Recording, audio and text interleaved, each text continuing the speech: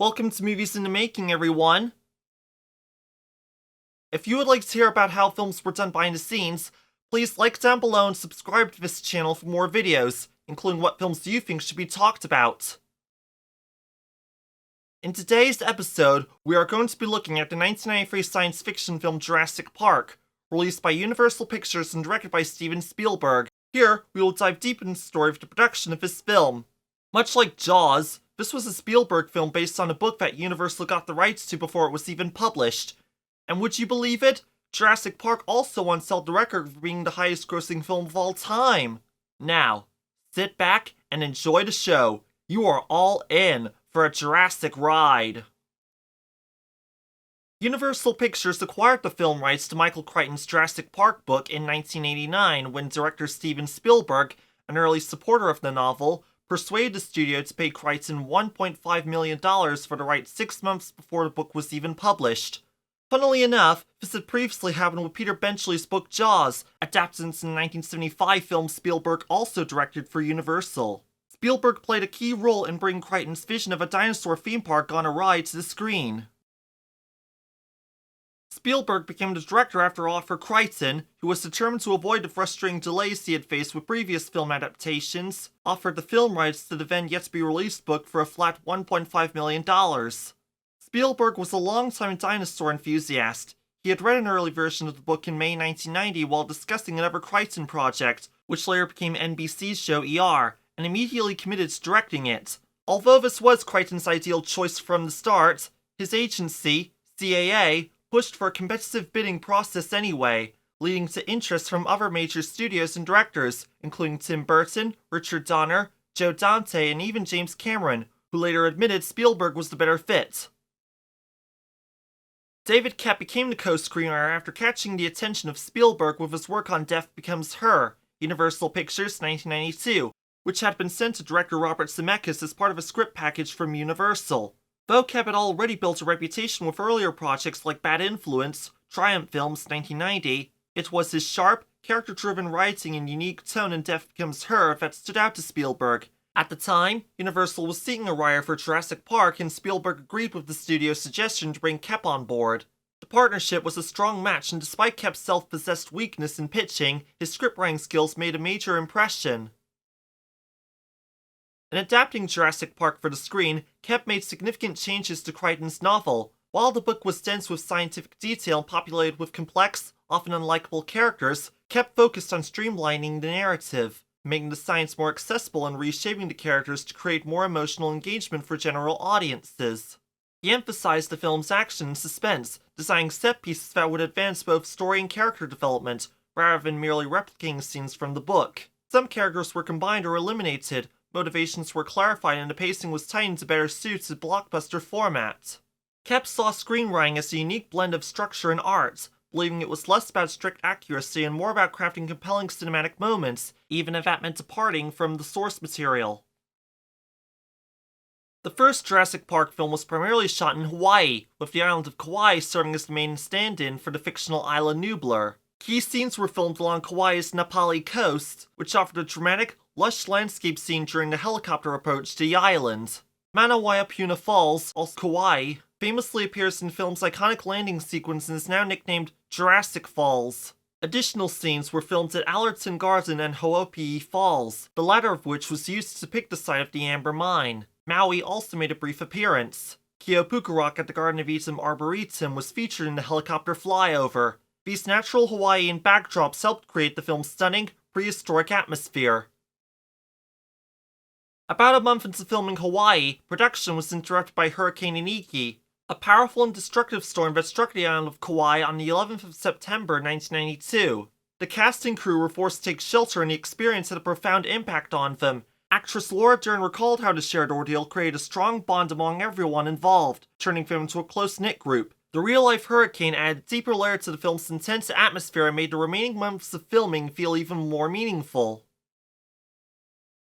Besides the Hawaiian locations, portions of Jurassic Park were also filmed on sound stages at Universal Studios Hollywood in California. Several interior scenes, such as the visitor center's kitchen, the control room, the hatchery, and the raptor attack sequences, were constructed and shot on various studio stages, including stages 12, 23, 24, 27, and 28. The blend of breathtaking natural scenery and detailed studio sets helped to bring the story's blend of realism and science fiction to life, setting a new benchmark for cinematic world building.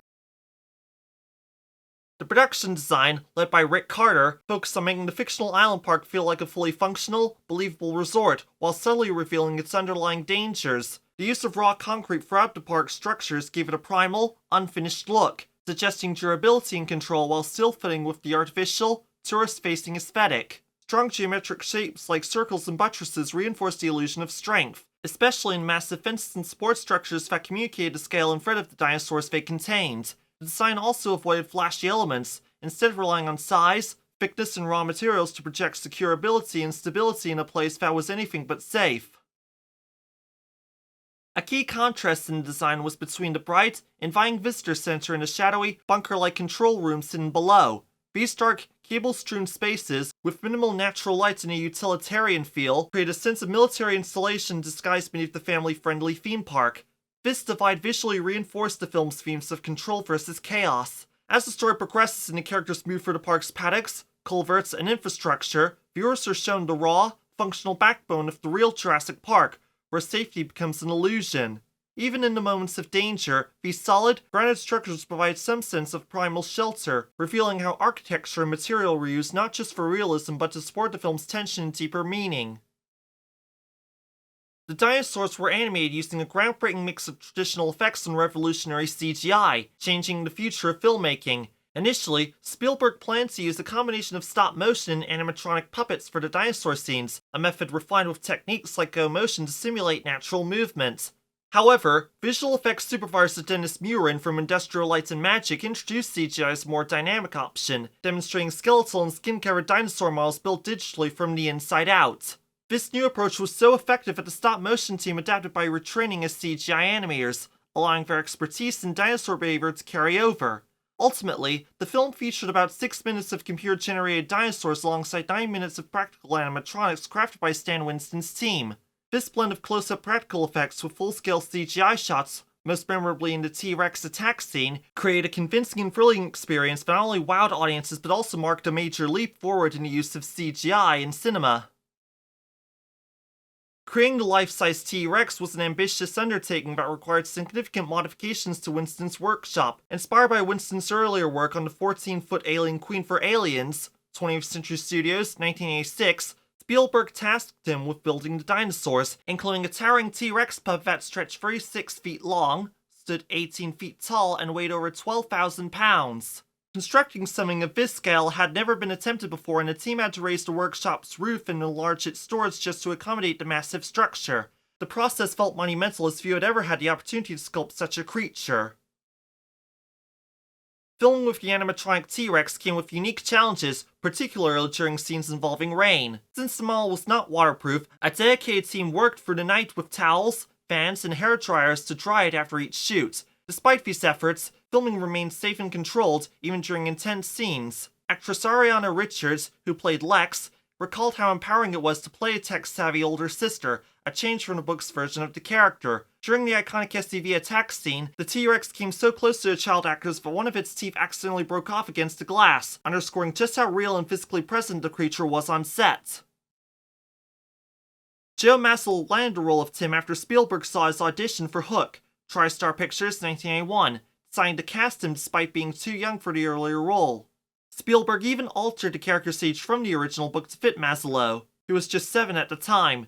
During filming, Mazzello had a memorable birthday on set when, while shooting the tense raptor kitchen scene, a raptor prop on wheels accidentally struck him in the face with its metal claw. As he lay dazed on the floor, Sven enlightened the mood by leading the entire crew in singing "Happy Birthday." Wayne Knight, known for playing Newman on the NBC show Seinfeld, faced an unexpected issue when filming Jurassic Park as Dennis Nedry. In the iconic scene where Nedry is attacked by a Dilophosaurus that spits purple slime on him, Knight's face was accidentally stained by the substance. When he returned to the Seinfeld set during a break from shooting the film, he discovered the dye had tinted his skin, creating a makeup challenge for the TV production. The crew had to carefully cover the discoloration, with Knight joking that he was sworn not to blink or move or if they would have to reapply the cover-up. John Williams became the composer through his long-standing creative partnership with Spielberg, which began with The Sugarland Express, Universal Pictures, 1974. Spielberg was deeply moved by Williams' ability to evoke emotion and elevate storytelling through music, trusting him to bring the wonder and grandeur of Jurassic Park to life. His ability to match music to emotional beats made the dinosaurs' reveal not just visually but emotionally unforgettable, further cementing the film's legacy. As of the 28th of June, 2025, Jurassic Park has a 91% critic scoring on Rotten Tomatoes, a 60 out of 100 critic score on Metacritic, an 8.2 rating on IMDb, and a 4.1 rating on Letterboxd. The film's budget was $63 million and it grossed about $978 million following its initial release date of the 11th of June, 1993. In 2018, the film was chosen by the American Library of Congress to be preserved for the National Film Registry as culturally, historically, or aesthetically significant. And that wraps up our deep dive into the making of Jurassic Park. If you enjoyed this episode, don't forget to like, subscribe, and hit that bell icon to stay up to date on all things movies in the making. Let us know in the comments what you think of Jurassic Park, or if you have any favorite moments for that film we did not touch upon, or what films you would like to hear covered by this channel. Also be sure to check our community page, where we announce what films will be talked about by this channel each week. New posts arrive every Friday, or Saturday if we forget to post on Friday. Thanks for watching, and we'll see you all next time on Movies in the Making, where we will be talking about the wonderful story of Henry Sugar and 3 more, Netflix 2024. Shout out to user League19 for bringing it up. We will also have more films to follow along the way. Tune in for more Movies in the Making as we uncover the stories behind cinema's most unforgettable films. This has been Jason Scotchmer, film enthusiast and passionate about the arts.